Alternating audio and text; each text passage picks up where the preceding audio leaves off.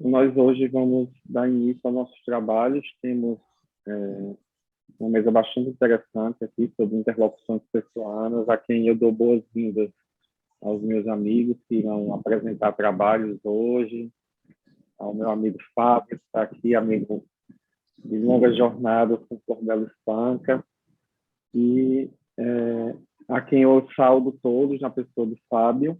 Hoje teremos 3 trabalhos: Memória e Identidade Nacional na obra Mensagem, de Fernando Pessoa, o mito de herói fundador de Ulisses, da Zilda de Oliveira Freitas. Também teremos Fernando Pessoa, criador de poetas e impulsionador de uma literatura cosmopolita, de Albertina Pereira Ruivo. E, por fim, Alda Lara, leitora de Fernando Pessoa, do professor Fábio Mário da Silva. Então, estou vendo aqui que todos os participantes de hoje estão: Albertina, Fábio,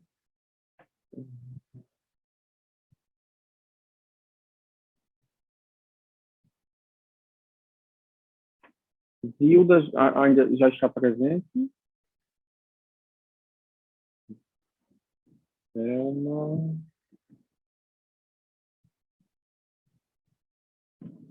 Então, não temos ainda a presença de uma das participantes, Zilda, então podemos começar com Albertina. Tudo bem, Albertina?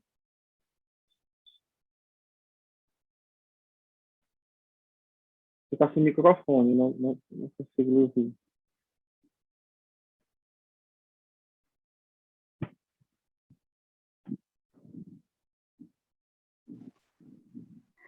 Sim, eu estava a dizer boa tarde a todos, porque aqui já é boa tarde. Bom dia a todos.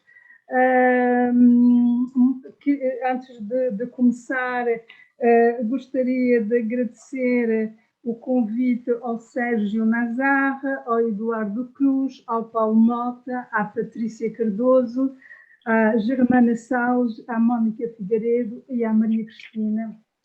E queria aproveitar também para dizer bom dia a todos.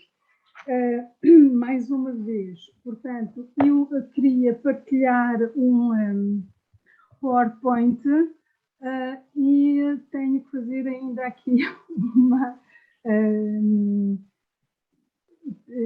não sei se tenho autorização para partilhar, vou tentar. Portanto...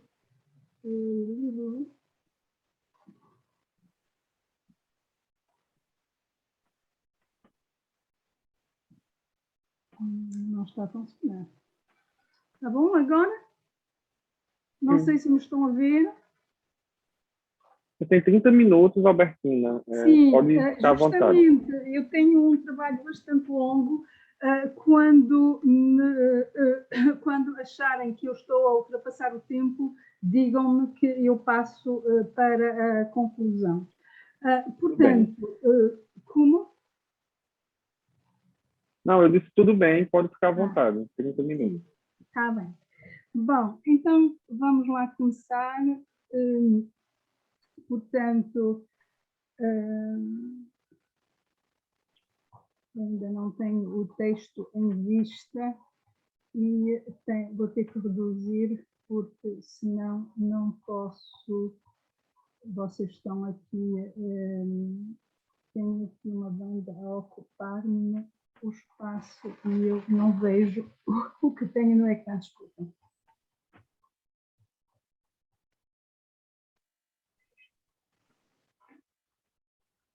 Não sei se vocês estão a ver o texto, estão a ver o PowerPoint. Vocês estão a ver o meu texto ou o meu PowerPoint? O PowerPoint. Ah, tá.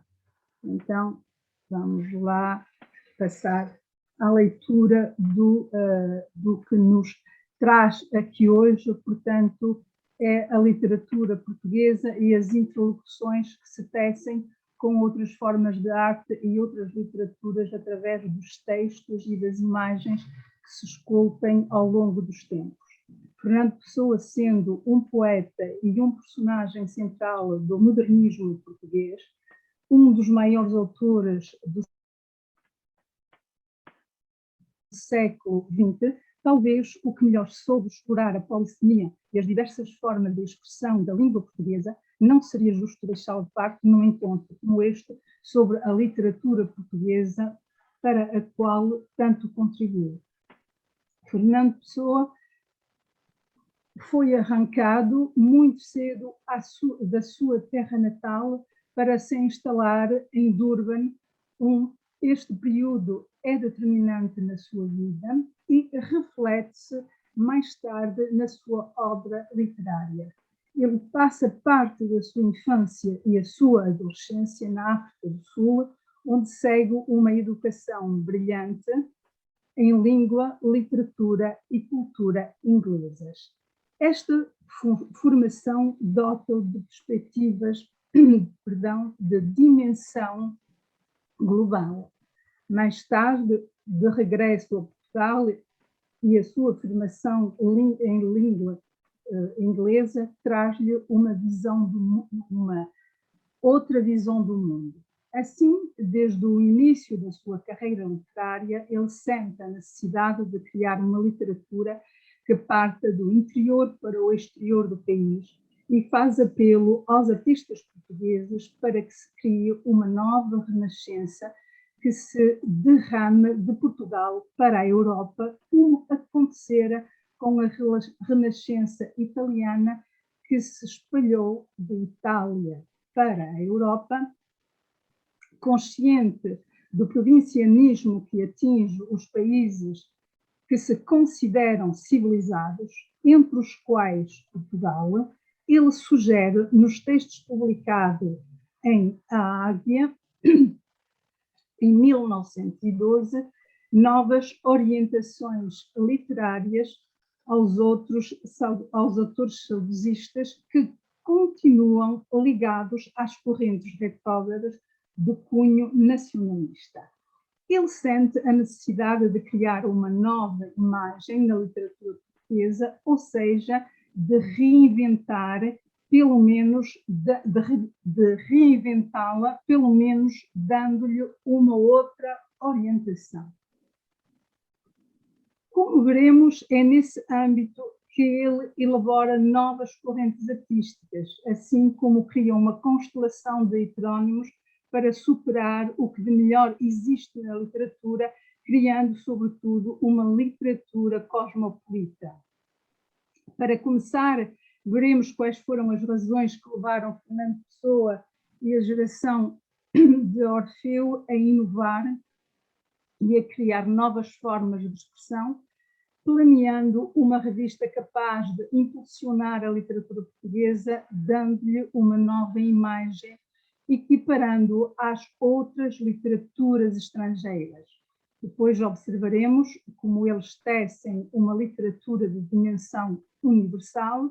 Por fim, analisaremos como o heterónimo se impõe na obra do poeta, trazendo a diversidade procurada.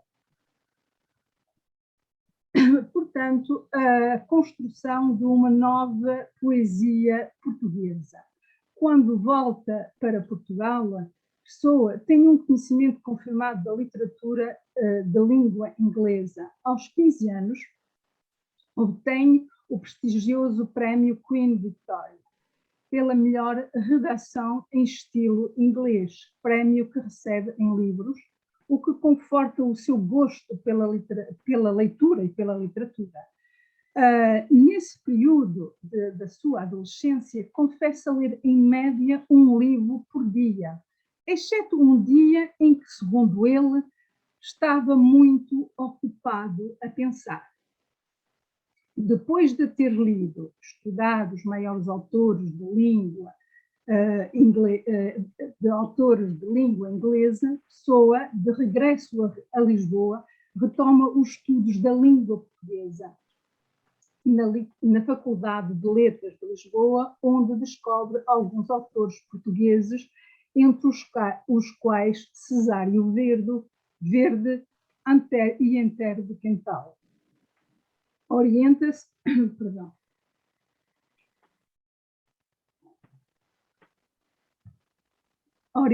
em filosofia, onde completa a sua formação estudando os grandes filósofos gregos, alemães e franceses.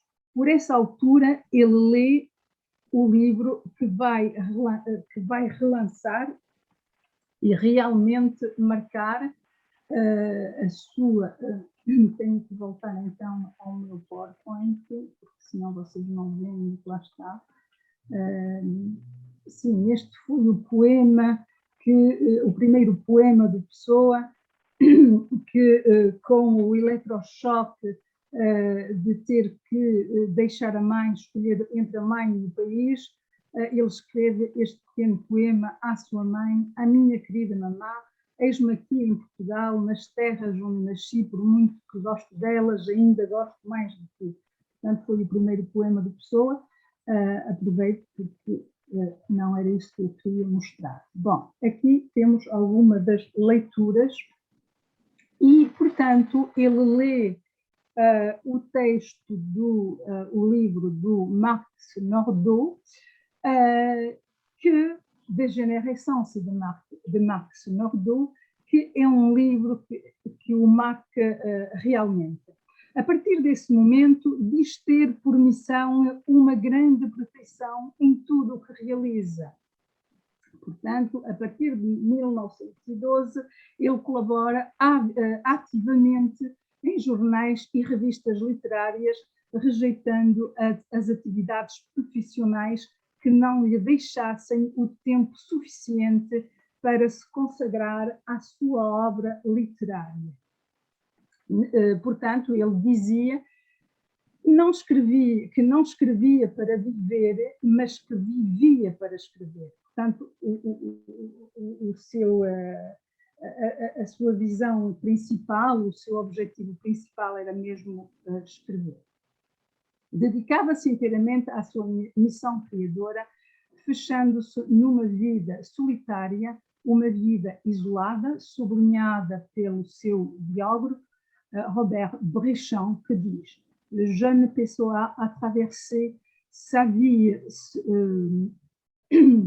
scolaire, aussi bien que plus tard sa vie sociale, professionnelle, littéraire, comme un passager clandestin. No momento em que ele regressa da África do Sul, Portugal atravessa uma situação política muito instável, devido à humilhação provocada pelo ultimato inglês, que cria um descontentamento geral e que conduz à queda da monarquia, com o duplo assassinato do rei Dom Carlos e do príncipe herdeiro em 1908. A proclamação da República em 1910 também dá origem a um período muito conturbado. Em 16 anos, Portugal conhece 45 governos e 29 tentativas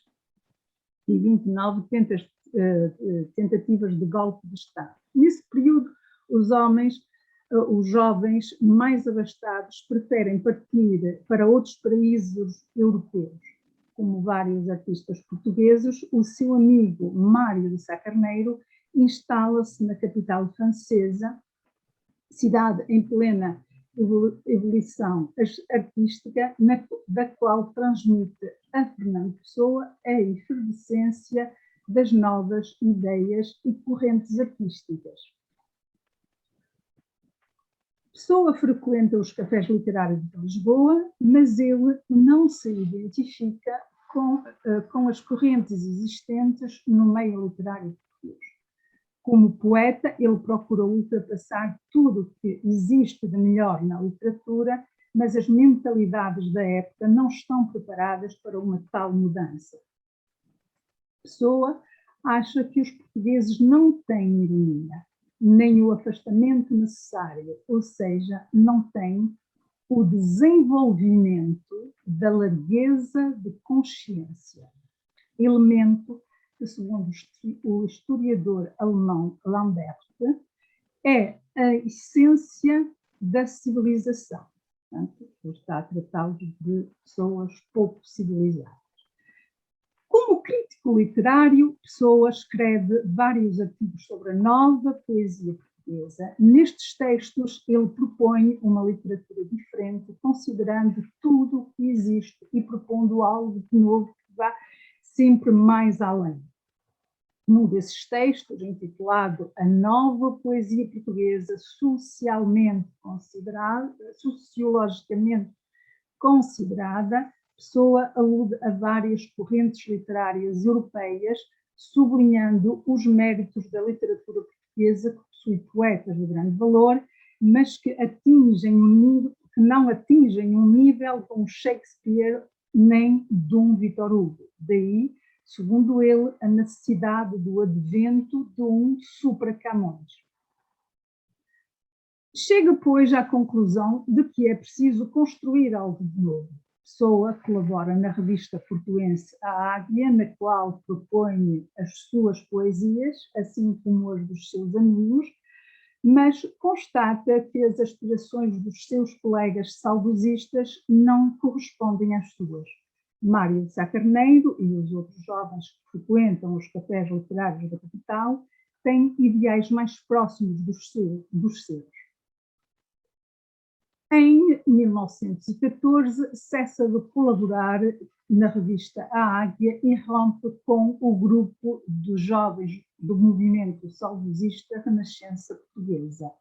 O chefe da redação, Álvaro Pinto, tendo recusado a publicação do seu drama estático O Marinheiro, Pessoa reage rapidamente escrevendo-lhe uma carta na qual lhe explica que o género das suas obras e das do Sá Carneiro é diferente da dos saudosistas e dos lusitanistas, dizendo-lhe, sei bem, e aqui vocês podem ler, tenho que voltar ao PowerPoint, não posso ver as duas coisas ao mesmo tempo.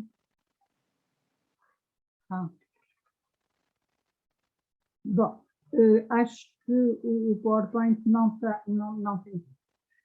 Já não vejo o texto que lhes queria ler. Sei bem a pouca simpatia que o meu trabalho propriamente literário obtém da maioria daqueles meus amigos e conhecidos cuja orientação de espírito é lusitanista ou saudosista. Portanto, ele aqui diz que não partilham as mesmas ideias. Doravante colabora noutras revistas, mas só ao criar uma revista com o seu amigo Mário de Sá Carneiro e outros jovens modernistas é que ele dará o passo decisivo para a literatura portuguesa. Foi esta evolução que levou a Pessoa à criação da revista Orfeu, verdadeiro vetor de difusão das novas dinâmicas textuais destes jovens modernistas, inspirados pelas literaturas europeias que vão marcar toda a geração em Portugal e, mais tarde, no estrangeiro.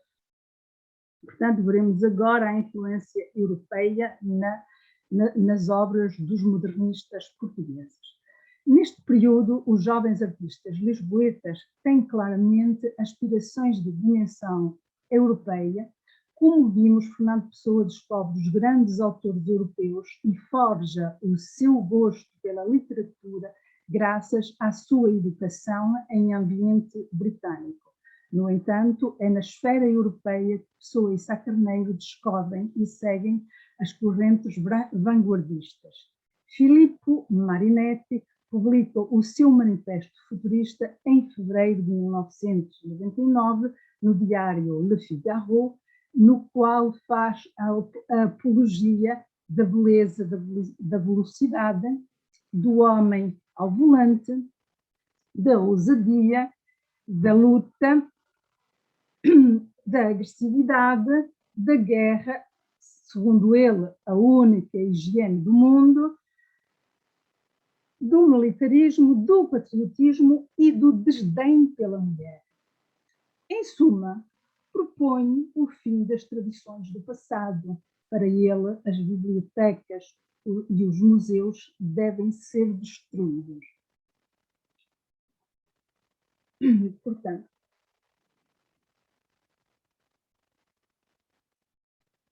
o manifesto, depois da publicação francesa, também é publicado em Portugal meses depois. mas as correntes vanguardistas ainda levam tempo a circular no meio artístico lusófono. São os jovens artistas portugueses que se encontram em Paris, entre os quais Amadeu de Sousa Cardoso, Eduardo Viana, José Pacheco, Guilherme de Santa Rita, pintor, Mário de Sá Carneiro, que fazem circular as novas ideias, transmitindo-as aos seus colegas em Portugal. Nas cartas, Sá Carneiro expõe a pessoa, as suas trocas com os seus compatriotas, comunicando-lhes assim as ideias que circulam sobre as correntes artísticas parisienses do momento. Por seu lado, Pessoa transmite-as, fazendo-as circular na esfera Lisboa. Estes diálogos entre os dois interlocutores permitem ver como se encaixam as novas ideias e as novas formas de expressão no meio parisiense, por um lado, e por outro, como eles elaboram o projeto de criar uma revista capaz de aceitar todas as novas correntes inspiradas, em parte pelo futurismo. Os comentários que fazem sobre as correntes artísticas do momento são muito úteis para o leitor, sobretudo quando fazem a referência às revistas da época como a Águia, Le Mercure de France, a Semaine de Paris, a República.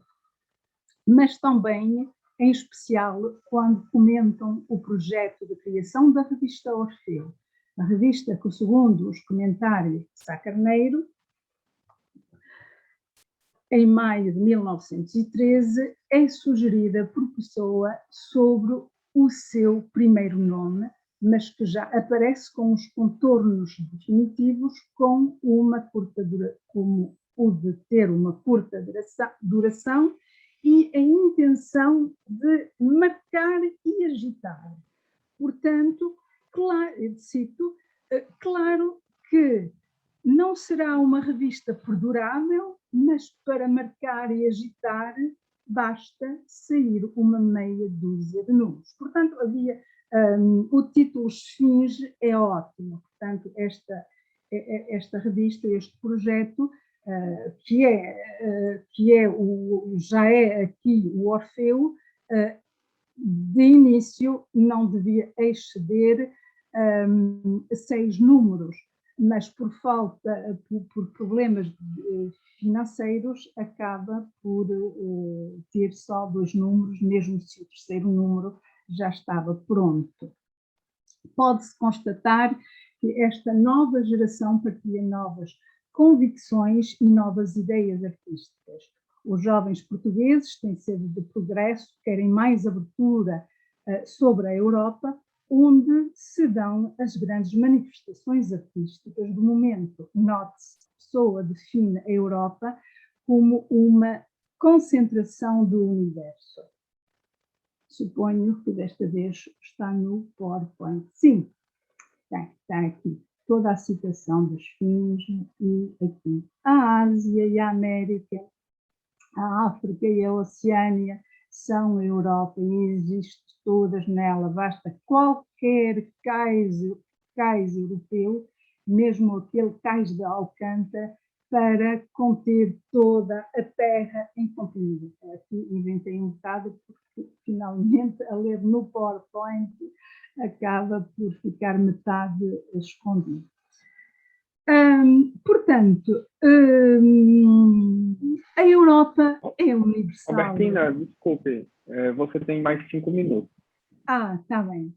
E, por conseguinte, a universidade... Bom, aqui também estou a explicar o que ele acha justamente, e é esta parte da universalidade, está em toda a parte. Segundo eles, a melhor maneira de ser nacional é de se voltar para o mundo. Os dois amigos, em perfeita sintonia, estão convencidos que devem seguir outros caminhos. Sá Carneiro diz a Pessoa: é tão difícil e tão belo encontrar quem nos entenda.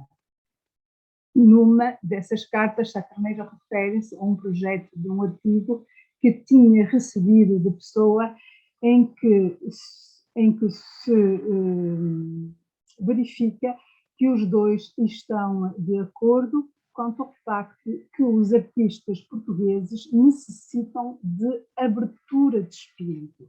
E aí não leio a citação porque vocês tenham. Portanto, o que é preciso é ter um pouco de Europa na alma, portanto, de universalismo. Isto reúne o sentimento de ambos em relação à Europa e a necessidade de dar uma outra imagem ao país. Portanto, eles sentem que realmente há uma necessidade de transcender e que é isso realmente que eles procuram, criando esta literatura universal. Portanto, que tem esta literatura universal, eu vou passar, porque realmente não teremos tempo. Portanto, ele anuncia esta chegada de um Sobre Camões para exemplificar essa falta de literatura, e sobretudo de literatura universal em Portugal. No texto, ele vai nos propor a nova poesia portuguesa e, portanto, esta nova poesia portuguesa que ele propõe é uma poesia mais vaga, mais sutil e mais complexa. Esta nova poesia deve ser subjetiva, porque as sensações e as ideias são as características principais da vida interior, sendo ele, tudo isso se encontra, segundo ele, tudo isso se encontra no simbolismo, mas não é uma. Portanto, o simbolismo não é, encontra-se no simbolismo, mas o simbolismo não é uma poesia complexa, como vocês podem constatar aqui nesta situação que vocês têm no ecrã.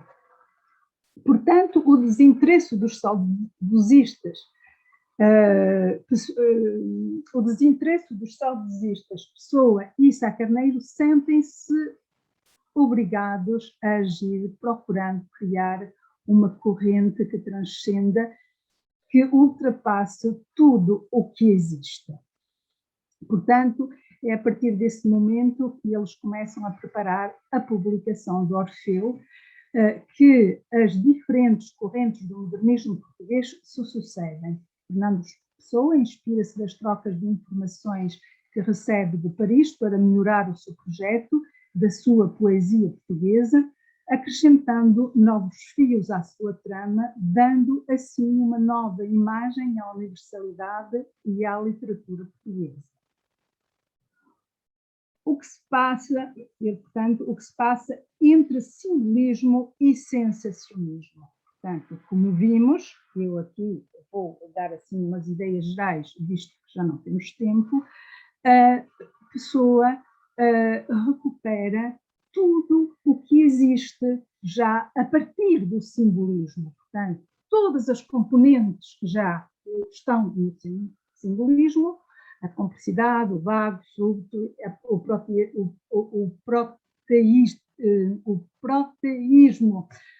o panteísmo, transcendentalista dos saudosistas, que consiste em confundir o espírito e a matéria, gerou o paulismo de Pessoa e de Sá Carneiro, que, segundo o Álvaro de Campos, são mais próximos do simbolismo. Donc, portanto, a partir de agora, eles só veem o paulismo por todo lado. O Sá Carneiro passa por Barcelona e encontra o diretor do El Pueblo Catalán, e que o leva a visitar a Sagrada Família de Gaudí, e ele descreve esta catedral ao Pessoa como sendo uma catedral paúlica, sim, pleno paulismo, quase cubismo até, e uma catedral de sonho, uma catedral outra vista de outros países, noutras interseções. Portanto, o paulismo é um movimento criado pela pessoa e pelo amigo. Portanto, pela pessoa... Ui? Com licença, faltam 4 minutos. Desculpe. Não estou a ouvir. Faltam 4 minutos. Sim. Obrigado. 4. Então, eu vou saltar para a conclusão. Portanto, ele faz referências ao caligrama e, portanto, tudo o que ele vê transmite a pessoa e, finalmente, o que é que nós vamos encontrar? Eles vão justamente... ele vai-nos justamente explicar o que é este intercessionismo, e Pessoa apresenta-nos o intercessionismo, que eu ponho aqui para vocês lerem. Portanto, aqui temos, e então, nesta citação, vemos que o Fernando Pessoa já está a dar as grandes linhas do sensacionismo, mas que ele ainda define como um movimento intercessionista. Portanto, ele aqui temos o nosso Sá Carneiro, que passeia por Paris, como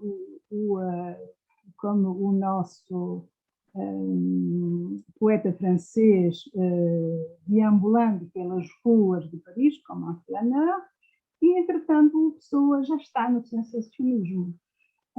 E quando ele dá aqui esta definição ao Mário de Sá Carneiro, reparem bem que ele fala da interseção das várias imagens, deste succedentismo criado pelo movimento e pela velocidade, e reparem que ele diz, portanto, uma simultaneidade mental de uma imagem objetiva e subjetiva, tal como o quarto onde o sonhador está e as imagens que o seu sonho contém. Portanto, ele aqui já está dentro do seu sonho. E, portanto, já não tenho tempo de explicar aqui como ele vê esse sensacionismo, mas o sensacionismo é no sensacionismo que ele vai incluir uma quarta dimensão. Portanto, para a pessoa, a única realidade da vida é a sensação, a única realidade da arte e a única realidade das sensações. A arte é a única realidade das sensações. A arte é a sensação multiplicada pela consciência.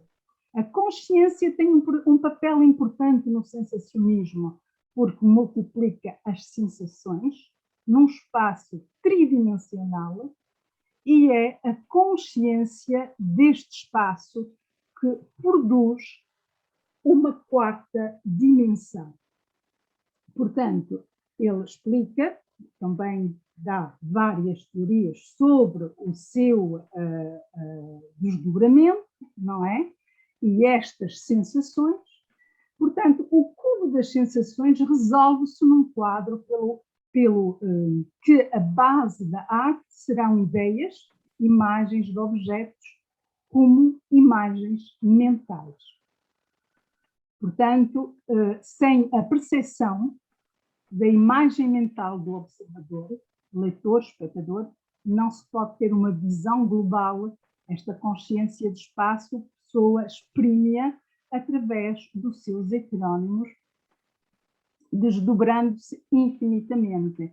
E, portanto, aqui eu teria que explicar em grande parte este desdobramento que é comum a todos os membros, a toda a geração do Orfeu. Portanto, podemos ver que vocês estão muito conscientes disso, que Cortes Rodrigues escreve sob o nome de Violante de Cisneiros, Luís de Montalvor, o seu outro chama-se Luís Filipe de Saldanha da Gama da Silva Gomes. Podia ter mais um nome ou dois, mas não tem. Sá Carneiro suicida-se ao querer eliminar o seu outro. Pessoa é o único que consegue criar e lidar com os vários eus, dando-lhes personalidades distintas. Albertina, desculpe, portanto, como não podemos continuar, vou parar aqui no fim da minha segunda parte, que acabo de concluir, e, portanto, a parte da heteronímia ficará para uma outra ocasião, porque realmente isto que dei aqui é uma introdução à heteronímia do Fernando Pessoa.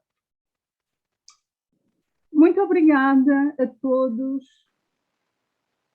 Obrigado, Albertina, por sua apresentação, por essa visão bem panorâmica de Fernando Pessoa. E agora passo a palavra ao professor Fábio Mário da Silva, que irá nos comunicar um trabalho de título Aldelara, leitora de Fernando Pessoa. Fábio, você também tem 30 minutos e boa apresentação. Obrigado, bom dia a todos e a todas. Ao coordenador da mesa, que também é um amigo muito querido, a Albertina Ruiva também, que já conheço há muitos anos, e a tantos outros colegas que estão aqui, que eu conheço pessoalmente, né?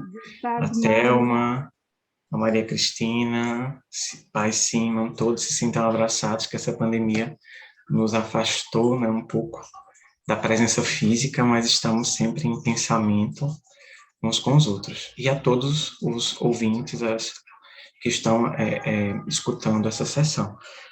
Há alguns anos eu vim pesquisando a obra da Aldalara, e a crítica já vem falando um pouquinho sobre a sua africanidade, ou não.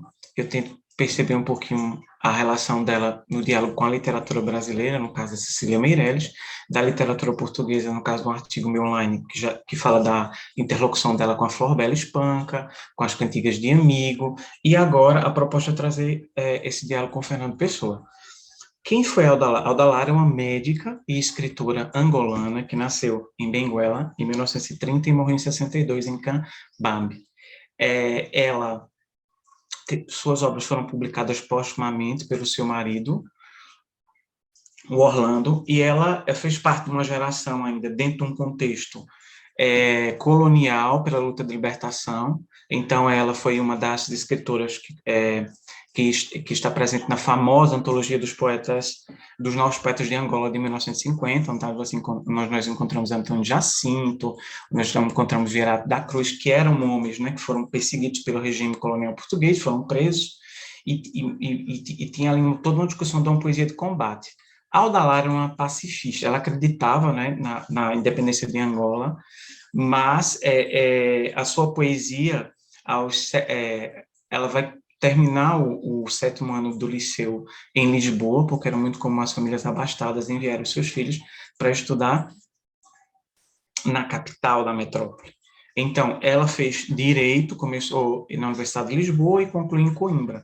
Então, é uma mulher que vivia em trânsito, e o desejo e o regresso de voltar para Angola e contribuir com a sua nação, com o seu ofício, né, de médica, de pediatra, era um desejo muito grande, mas ela acaba morrendo de parto em 32. Então, eu fiz uns recortes no texto, que eu dedico ao professor Francisco Soares, que foi meu primeiro professor de literaturas africanas em língua portuguesa na Universidade de Évora, em 2006, e passo agora a leitura do texto, ao que interessa. Se para o heterônimo Alberto Caeiro o exercício da ciência de ver é libertador e vai além da contemplação da natureza do modo de sensação elementar, utilizando a inteligência dos olhos para entender que as coisas devem ser sentidas como são, Álvaro de Campos, por seu turno, crê que as coisas apenas devem ser sentidas, ao contrário de Ricardo Reis, que acredita que as coisas não devem ser sentidas apenas como são, se não se ancorarem num certo ideal de medida e regra. E isso eu tirei do Fernando Cabral Martins e do Richard Zenit. das obras dele. Alda Lara, certamente influenciada pelos heterônimos de Fernando Pessoa, principalmente por Caeiro, ancora-se em quase toda a sua poesia na utilização da visão como meio para perceber o sujeito em si e no espaço. Lembremos-nos que a percepção, por sua vez, se caracteriza pela interpretação que cada indivíduo faz da sua sensação, a partir do modo como cada cérebro a percepciona. Por isso, sensação e percepção se tornam algo complexo e variável de acordo com cada sujeito, como ressalta Borges Filho. E o Borges Filho vai dizer, apesar dos sentidos serem os mesmos e mesmo que os estímulos sejam os mesmos, cada pessoa percebe a realidade diferentemente. E a maneira como Alda Lara reage aos estímulos é bem particular, a partir de uma toponímia do olhar, visto que os olhos representam o espelho da alma, o reflexo de um estado, de uma condição de lembranças. E passo a citar um trechinho do verso Abandono, em que tem esses aspectos. Não isses as velas, marinheiro, deixa-te ir como o mar ao sabor das marés de um dia, o corpo a reacender, a maresia, o olhar embriagado de luz e a alma embrulhada em algas a flutuar. Assim, nesse recorte, apontaremos que uma comparação luso-angolana entre os dois poetas é possível por dois vieses, proximidade e de semelhanças. É interessante perceber que o verbo olhar, ou a alusão a tudo que se refere à visão, lágrimas, olhos, choro, predomina em quase todos os poemas de Alda Lara, numa recorrência que acontece 78 vezes num total de 93 poemas, além, evidentemente, de várias referências ao tato, ao paladar, à audição e ao olfato. O corpo, então, ativa os sensores e torna-se representativo de certas virtudes, como, por exemplo, podemos encontrar no poema Herança, e diz o poema Herança, meu filho, que os teus braços sejam longos, como a minha esperança nos longos dias. E o teu corpo que antevejo venha flexível e liso, como a justiça que desejam. Que nos teus olhos nasçam poços, onde repouse para sempre a paz do tempo todo, e o teu peito seja tão grande e tão profundo, que lhe possa confiar o mundo. Há nesse poema, inicialmente, uma nítida relação entre dois sujeitos, o que canta e o que é representado. Em segundo lugar, neste e em outros poemas de Alda Lara, obtém a consciência do mundo exterior devido à percepção corpórea. Isso é muito comum na poesia dela. Neste caso, é uma comparação em que, em primeiro, se refere aos braços, indicadores de longevidade, depois o corpo, cuja postura alude à equidade, o olhar para repousar em descanso e, por fim, o peito como exemplo de virtuosidade. O que nos faz lembrar uma das tópicas da poesia caeriana, como, por exemplo, a que está exposta na parte 9ª do Guardador de Rebanhos, no qual se diz pensar primeiro com os olhos, depois com os ouvidos, mãos, pés, voz e boca. Já em Ronda, que é um outro poema de Alda Lara, por exemplo, afirma-se que na dança diária dos seus dedos, diz ela, bailam, contam e se cansam, da mesma maneira que, passa a citar Alda Lara em Ronda, na dança dos meses, os meus olhos choraram. Na dança dos meses, meus olhos secaram. Secaram, chorando por ti. Quantas vezes? Na dança dos meses, meus olhos cansaram. Apesar da referência inicial ao tato, é significativo que seja a visão que, depois, é esclarecedora no sentido de apontar ao leitor a real causa dessa ronda, a saudade e a perda, em que a Alda Lara é cromaticamente vista, ouvida e tocada pelo conjunto de seu corpo-poema, apresentando também, assim, recorrências inversas, já que o olhar é tão importante que se constitui em beijo, no recurso a uma sinestesia que combina visão e tato e paladar, e passa a citar, onde nós podemos perceber isso no poema Intermezzo, e diz ela, no jardim morrem as flores, que o meu olhar só beijou através das grades brancas. Em outro poema, é o olhar que ativa lembranças do passado, e ela diz, sei, mas não me lembro na minha memória apenas o teu olhar, fundo como o mar. Há, como podemos perceber, uma eclipse do verbo estar, antecedida de um adjunto adverbial de lugar. Na minha memória está apenas. O que indica que o eu lírico guarda somente a expressão visual, o olhar de uma pessoa comparada ao mar, com as suas ondas, sua profundidade, imensidão.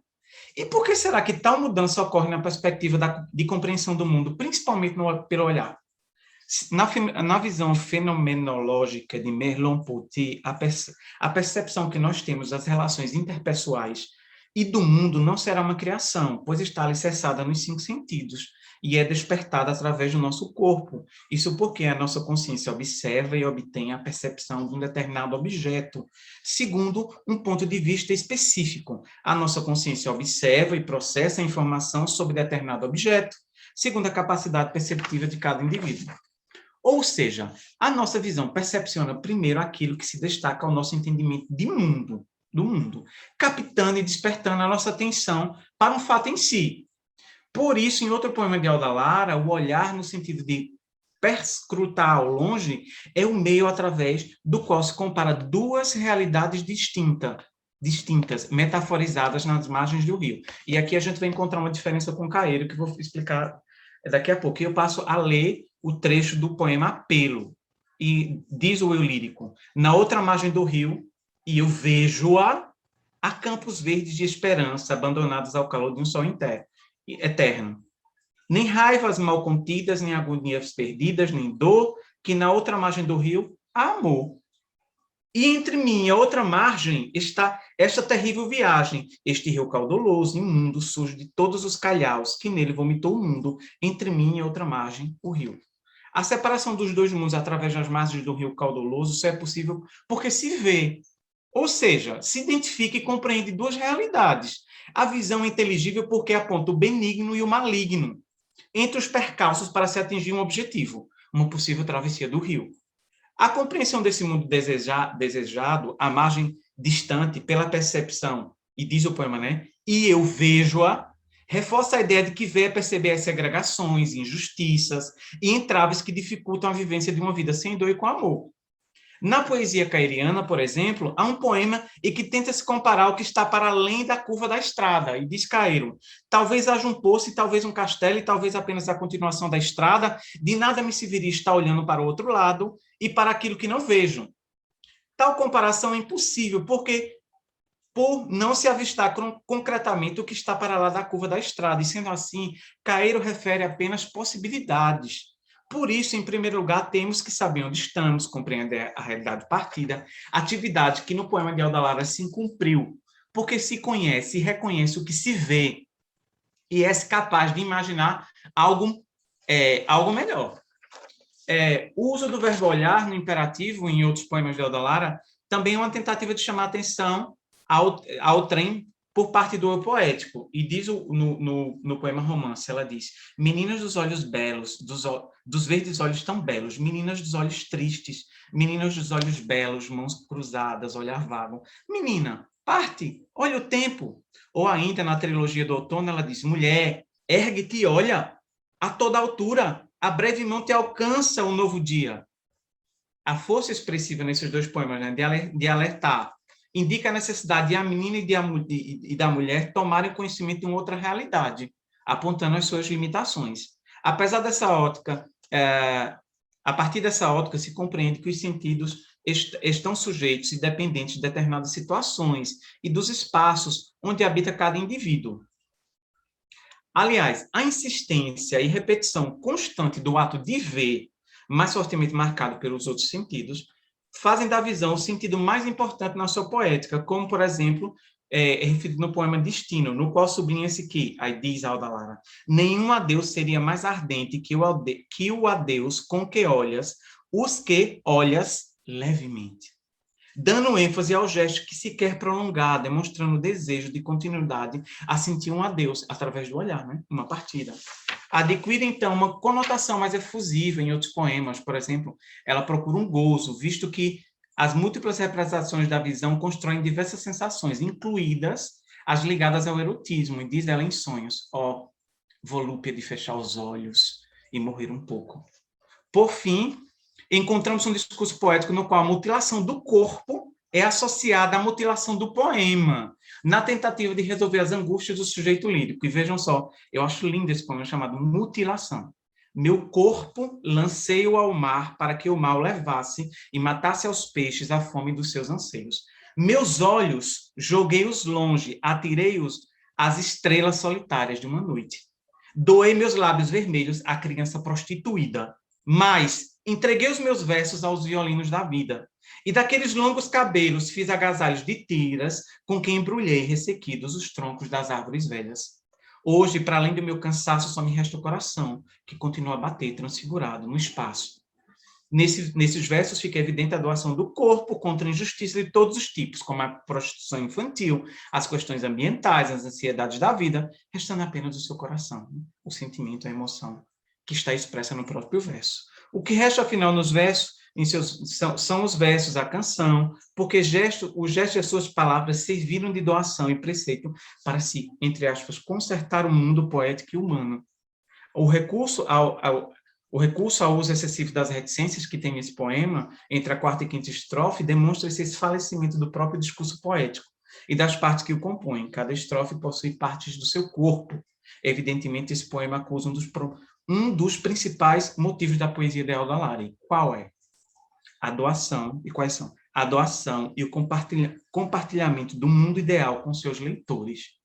E para concluir agora as considerações finais, em suma, podemos concluir que uma das principais características da poesia de Audalari se constrói a partir das sensações ativadoras de um mundo poético muito específico, maioritariamente através de seu olhar. Contudo, Audalari não desenvolve uma ciência do ver, como Alberto Caeiro. Não discordamos das leituras excessivas que focam a sua angolanidade, mas a verdade é que muito seu discurso poético é influenciado pela literatura portuguesa. Ela viveu praticamente metade da sua vida em Portugal. Desde as cantigas de Amigo, passando por Flor Bela Espanca e desembocando no diálogo de Alberto Caeiro e a sua necessidade de conhecer utilizando a visão. E também os angolanos naquela altura, na época do período colonial, eram educados a partir da literatura e alfabetizados a partir da literatura portuguesa. Diz Caeiro: contenta-me ver com os olhos. E refere a Audalari: olham com os olhos belas meninas pardas.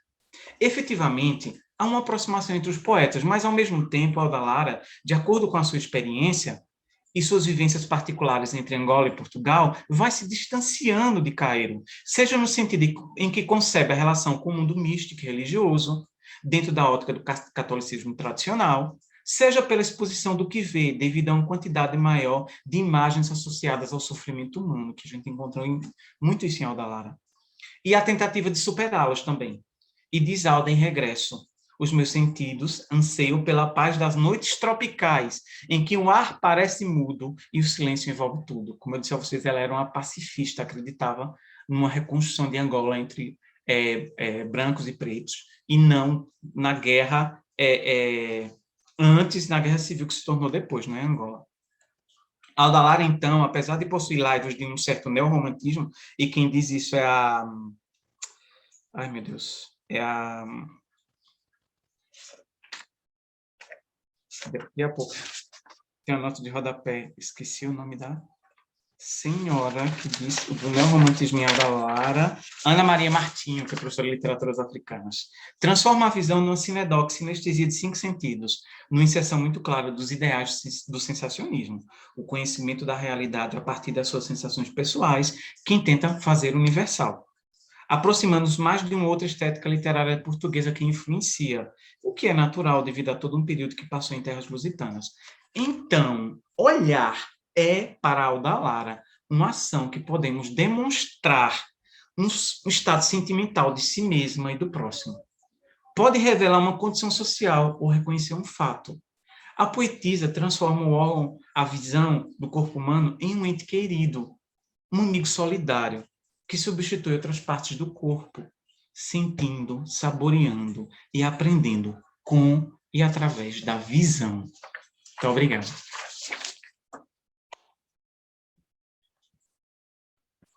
Muito obrigado, Fábio, pela sua linda comunicação. E agora eu passo... Nós seguimos outro trabalho, mas a participante não ingressou na sala. Então, eu abro espaço agora para um diálogo entre esses 2 trabalhos que tocam Fernando Pessoa, um de forma mais abrangente, mais horizontal, que foi o trabalho da nossa Albertina, e o seu, um trabalho mais vertical, no sentido de um diálogo mais específico de Fernando Pessoa com outra poetisa, com a Alda Lara. Eu fiquei bastante curioso, Fábio, já para começar o diálogo, na relação da Alda especificamente com Alberto Caeiro. Então, eu acho que essa coisa do olhar você captou bem. O olhar é muito importante para o Alberto Caeiro, talvez seja o sentido que ele mais explore. E aí eu queria que você falasse um pouco mais dessa relação do olhar, das sinestesias. Enfim, como é que você acha que isso é operado na poética da Alda? É que a Alda Lara lê, não é, Fernando? Lê todos os escritores portugueses. Como assim, não é? As pessoas que eram na altura das colônias basicamente estudavam literatura portuguesa. E lembremos de uma coisa, não é? Quando a literatura brasileira chega em Angola, e o Antônio Jacinto vai dizer isso, eles, os africanos, vão se identificar com a literatura brasileira, né? Com quem? Com o Vidas Secas, com a literatura de Jorge Amado. Então, a literatura portuguesa não tem essa proximidade que lembra os territórios africanos, como tinha a literatura brasileira. A Alda Lara é formada dentro de uma educação extremamente tradicional, né? E ela vai concluir o liceu em Lisboa.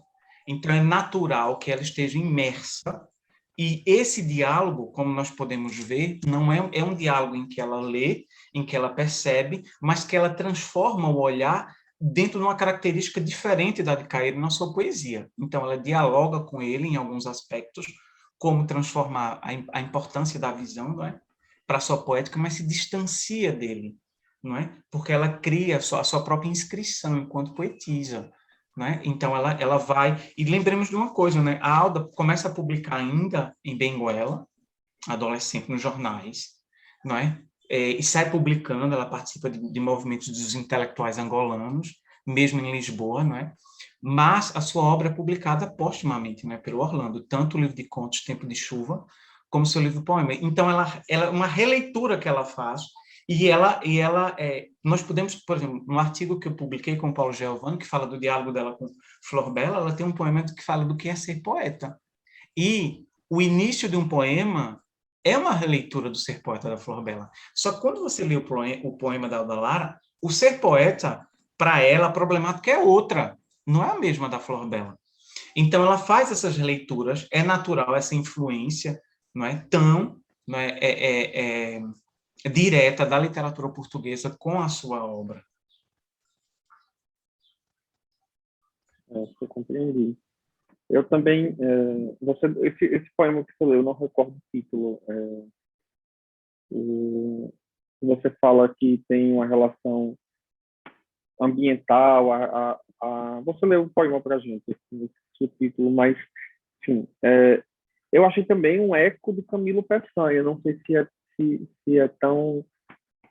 seria viagem demais, eu não sei se a Alda leu Camilo, mas eu acho muito imerso também no universo camiliano, da qual também Fernando Pessoa fazia parte também. O Camilo é um escritor que está ali na formação do Fernando Pessoa, então esses ecos eles podem chegar não de forma direta, mas de forma indireta também. Jonas, foi muito bacana essa tua colocação. Eu não cheguei ainda, nunca fiz essa leitura. Eu acho que já convido você para escrever sobre a Alda Lara, sobre essa temática. Eu nunca tinha pensado, né? Já pensei nela com a Cecília Meirelles, há um diálogo com a Cecília, é claro, né? A gente pode ver, mas há uma inscrição própria da sua característica, né? Mas eu nunca tinha pensado, né? Outro dia eu fiz uma análise, publiquei um texto quando eu falo como é que o Antônio Jacinto lê Camões, né? O que é que o amor é fogo? O amor é fogo que a arte se vê e o amor é fogo também, Jacinto. Mas aí eles seguem o caminho dele, porque eles, como eu disse a vocês, a influência é muito grande, porque eles basicamente são educados desde pequeno com a literatura portuguesa, né? E esses homens que pensam em independência de Angola querem se afastar dessa linha tradicional portuguesa e vão se apegar a quem é o Brasil, que é o modelo, né, de um país independente, e a nossa literatura. O Juscelino do Rego, o Graciliano Ramos, o Jorge Amado. Essa gente, quando chega em Angola, é idolatrada. E eles diziam, não, é a literatura portuguesa, esses campos que descrevem na literatura, não tem nada a ver com a África. O que tem a ver com a África é isso aqui, que é descrito em Jorge Amado, em Graciliano Ramos. mas eles foram educados, quer dizer, eles aprenderam. Então, é normal que vá conscientemente ou inconscientemente esse diálogo para a escrita desses poetas. Eu estou falando antes da independência, né, que é o que eu estudo mais, é o período colonial em Angola.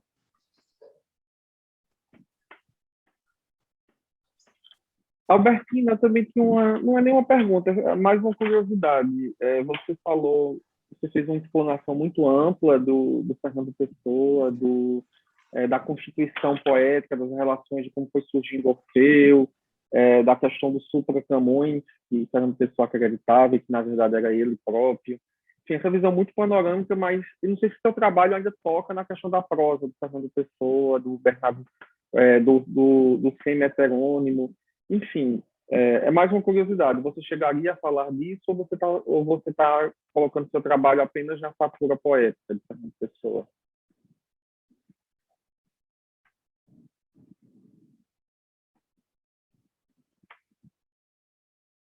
Você está sem som, Albertina. Tá bom? Agora já me ouvem. Eu também estava a ouvir muito mal o que me estava, a pergunta que me estava a colocar. Se eu estava com intenções de falar da prosa de Pessoa. Sim, porque ao falar da heteronímia do Fernando Pessoa, não podemos passar ao lado do Bernardo Soares.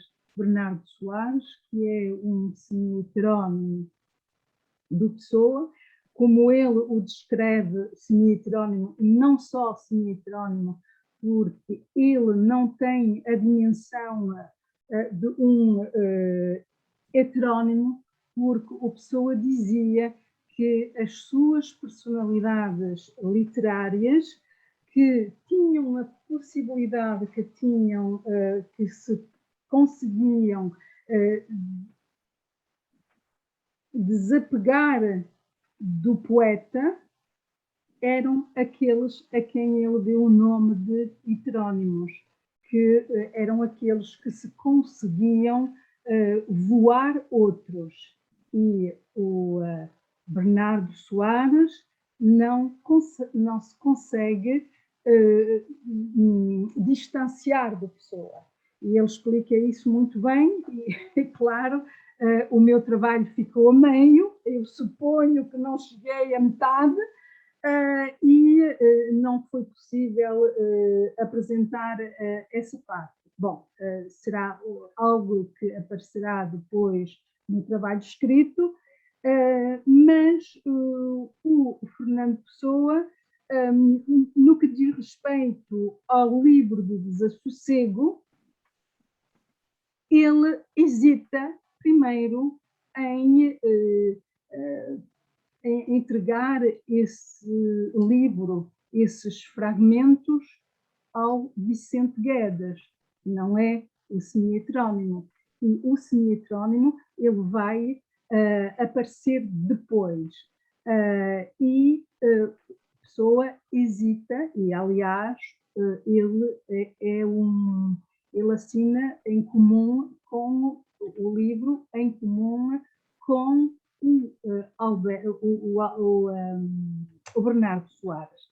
Portanto, quando lemos as cartas que ele escreve, mesmo à sua tia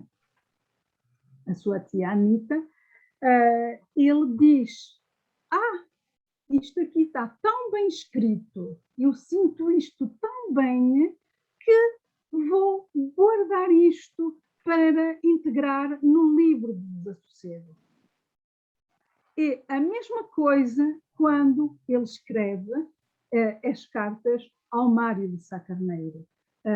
As cartas do Pessoa desaparecem com o suicídio, no período do suicídio de Sá Carneiro, aqui em Paris. Já foi procurado e agora toda a gente encontra rascunhos dessas cartas por todo lado, o que é falso, que ainda não foram encontradas, e parece, segundo me dizem, que estão bloqueadas numa herança. é muito provável, porque cartas do próprio Sá Carneiro são entregues ao pai do Sá Carneiro, mas as do Pessoa desaparecem completamente. Mas podemos reconstituir muita coisa sobre o que ele disse, sobre o que se passou nesse momento da sua maturidade, que é esse período. O Sá Carneiro fica 4 anos aqui em Paris e ele escreve entre 1912 e 1916, até a data do seu suicídio, e, portanto, em tudo o que ele escreve, e que muitas vezes cita o Pessoa, com passagens, mesmo passagens em obras, portanto, eles não só comentam como portanto, explicar, como escrever a poesia, uma coisa que está muito presente no futurismo e que aparece nas obras do Pessoa, que são as onomatopeias.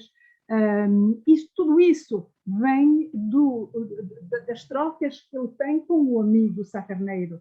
E o Sá Carneiro dá muita cor à sua poesia.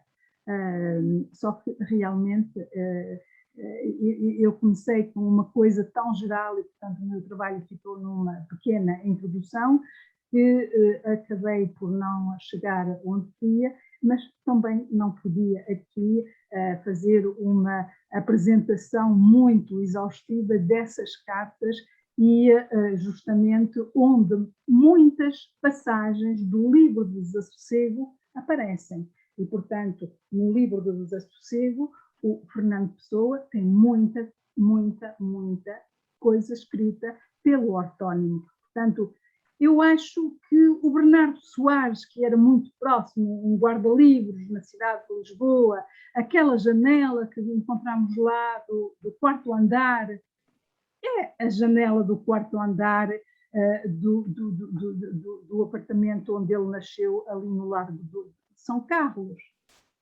E, aliás, eu não sei se vocês já foram, suponho que já leram o livro do Desassossego, e quando vocês chegam a Lisboa, será que vocês não veem Lisboa através dos olhos do Pessoa e de tudo que ele descreveu ali daquele quarto andar em imaginação? Portanto, claro, se chegarmos aos textos do Álvaro de Campos, quando ele fala no dia dos seus anos, em que ninguém estava morto, onde toda a gente era feliz e que ninguém estava morto, claro que temos ali uma Pessoa, só que a Pessoa, desde o início, diz que não é ele que escreve, que ele não existe. E, portanto, que ele só existe exteriormente. Portanto, temos ali a criação artística, ele serve-se realmente de tudo o que viveu, mas a criação artística, ele entrega essa realização aos seus heterónimos, aqueles que vão exprimir tudo, mas de uma maneira mais artística do que a dele. É isso que nós vemos, por exemplo, num poema Autopsicografia. Estão a ver, não sei se estão a situar esse poema Autopsicografia, não sei se consigo partilhar de novo o meu PowerPoint. Também não sei, Albertina, mas eu também gostaria de abrir espaço para usar... sim, desculpem, espero ter respondido, claro, se eu tivesse agora que falar aqui de toda a parte de prosa, seria uma coisa demoradíssima. Mas ficou bem esclarecido. Esse fingidor, que não é ele que escreve, não é? Portanto, aí quando lemos o poeta é um fingidor, finge tão complementa que a dor que deveras sente, portanto, ele aí está-nos a dizer que não é ele, Fernando Pessoa, aquele que vai ao restaurante todos os dias, que está a escrever. E quem escreve por ele são esses seus outros. Essa emoção que ele sente vivida ou não, mas que não é ele próprio que a está a escrever. Portanto, eu queria demonstrar isso em relação a tudo que ele diz sobre a sua heteronímia, mas, bom, ficará para uma outra vez. Muito obrigada. Muito obrigado também, Albertina. Sim, Fábio. E só uma última coisa, quem se interessa por Alda Lara, nós organizamos um congresso em 2019, né? Eu, Ana Paula Tavares, mais a Rosa Fina, e esse congresso vai se tornar um livro, chama-se Homenagem a Alda Lara, e o livro já está pronto e deve estar impresso, publicado, talvez em e-book também nas 2 versões, entre dezembro e janeiro, tá bom? Quem se interessar, depois me manda um e-mail, e aí quando o e-book estiver disponível, né, são mais de 30 artigos sobre a Alda Lara e sobre as mulheres africanas, né? E o livro está disponível brevemente. Então, quem se interessar, por favor, entre em contato, que quando for publicado, eu envio o link da publicação. Eu estou interessada, por exemplo, Mário, a tua apresentação, a tua brilhante apresentação, deu-me vontade de conhecer a Alda Lara, que não conheço. Com certeza, eu me envio. E a todos que quiserem, eu posso até escrever meu e-mail aqui, porque quem quiser, mande-me um e-mail, que aí eu vou anotar. E quando a obra estiver disponível, né? A obra tem a organização da escritora Ana Paula Tavares, minha, Rosa Fina e Paulo Giovanni Silva. Okay. Ser publicada Gustavo, pelo nós Cletur. temos alguma pergunta dos nossos ouvintes? Por enquanto não, professor. Eu imagino que podemos, então, encerrar aqui este debate, esse profícuo debate entre Fernando Pessoa, esse escritor muito plural. Eu queria perguntar ao Mário por que é que os autores africanos e o público nas colónias se interessa mais pela literatura brasileira do que pela literatura portuguesa. Eles são educados, né, formalmente. A Alda Lara também vai para Lisboa, termina o liceu lá, então ela estuda a mesma coisa que uma portuguesa, que um português estuda, né? Mas nas colônias africanas em língua portuguesa, o método também era o mesmo. É a questão são 2 sentimentos. É o sentimento de opressão e o desejo pela independência e liberdade. Então, eu estou lendo e estudando a literatura do opressor, né? Eu sou oprimido. E muitos desses poetas pegaram em armas, né? Estou falando do Agostinho Neto, estou falando do Antônio Jacinto, que foi para o campo de Tarrafal de Santiago, em Cabo Verde. Eu estou falando do próprio Viriato da Cruz. Alda Lara, apesar de publicar nessas antologias, a convite deles, né? O próprio Antônio Jacinto, que escreve um livro na prisão, dedica um poema a ela, né? Eles têm mas ela tem uma postura mais pacifista. O que é que acontece? Quando eles têm contato com a literatura brasileira, e quando eu falo literatura brasileira, eu estou falando Nordeste, tá? Porque o Brasil é muito grande. A identificação com o Nordeste, com as descrições, né? O próprio Vidas Secas, né? Da própria falta de água, da própria vida sofrida, né?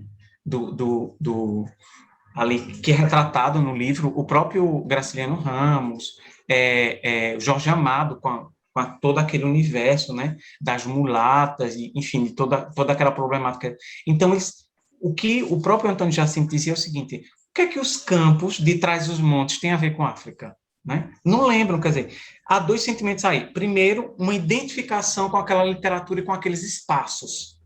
O espaço do Nordeste do Brasil é parecido com o espaço da África.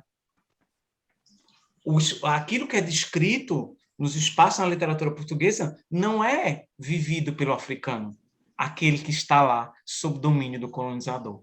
Isso é uma primeira coisa. A segunda coisa é ter no Brasil um espelho para a independência. O Brasil foi independente já no século XIX de Portugal.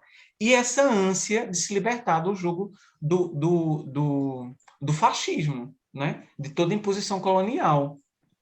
Então, por isso esse desejo de aproximação, de ler, de se identificar com a literatura brasileira do Nordeste.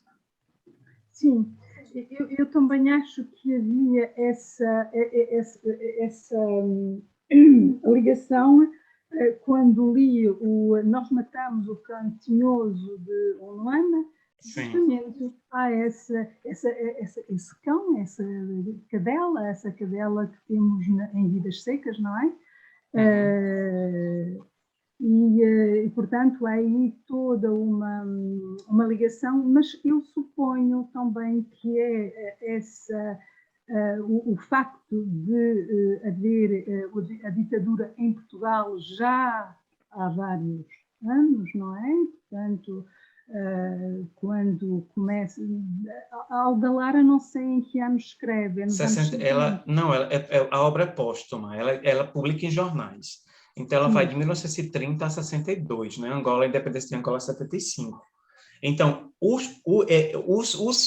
porque os intelectuais eram guerrilheiros, né? O Antônio Jacinto era guerrilheiro, o Agostinho Neto, então eles eram homens da intelectualidade e da guerrilha, do combate, né? E na poesia deles está muito expressa, né? A poesia do combate. Claro.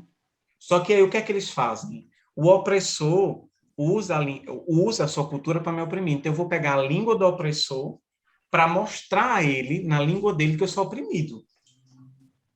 Para mostrar todas as mazelas e para mostrar toda a violência que é sofrida por nós, angolanos. Então, a língua que, no fundo, em Angola, hoje em dia, o quibundo já é levado a uma língua nacional.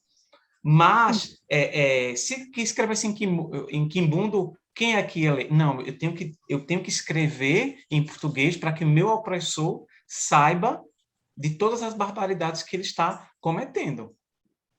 Sim, claro. E com a censura em Portugal, eles também não podiam estar a escrever livremente. Sim, por isso que eles são presos, né? Por isso que eles são presos. Por isso mesmo, todos eles acabam na prisão, não é? Os próprios escritores, como o Craveirinha, o Onuana, todos eles acabam na prisão, como o Virgílio Luandino Vieira, que quando ele escreve e que ele faz essa ligação da capelana portuguesa a falar da bandeira, ele vai para a prisão de 3 anos, não é? É mesmo um período muito delicado em Portugal e justamente eles o que explica justamente esse desvio em relação à literatura portuguesa. Mas eles não deixam de dialogar com ela, né? Como? Mas eles não deixam de dialogar com ela. Eles sempre dialogam, direto e indiretamente, eles sempre dialogam com a literatura portuguesa. No caso dos angolanos, né? Tem sempre esse diálogo, indireto ou direto.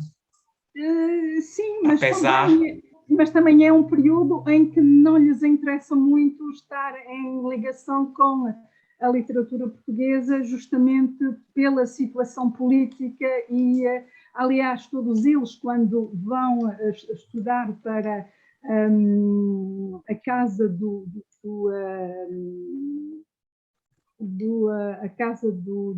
colonos, que eu agora já não me está a lembrar o nome exatamente, eles chegam a Portugal e descobrem o país do colonizador como um país muito retógrado, muito fechado, muito... aliás, um país que não é digno de ser o colonizador. E, portanto, todos eles veem Portugal com os olhos muito negativos. Aliás, eles partilham isso com os jovens da MFA, com os jovens que vão regularmente para as guerras africanas, para as colónias, não é? E justamente são eles que acabam por provocar o 25 de Abril para se libertarem dessa guerra que não termina e que tanto jovens portugueses como africanos desejam há muito tempo. Não? Muito obrigada, Mário. Muito obrigado, foi bom rever, escutá-la, ouvi-la. Muito obrigada. Foi um prazer. Jonas também, todo mundo. Obrigado a todos pela pela presença, pelas apresentações, ao Fábio, à Albertina. Então, Gustavo, acho que podemos encerrar nossa sessão de trabalhos, agradecendo a todos pela leitura e pela audição também desses ótimos trabalhos que tivemos até aqui. Lembrando que o evento continua até sexta-feira, 29/10. E, enfim, até breve, pessoal. E é isso. Obrigado a todos.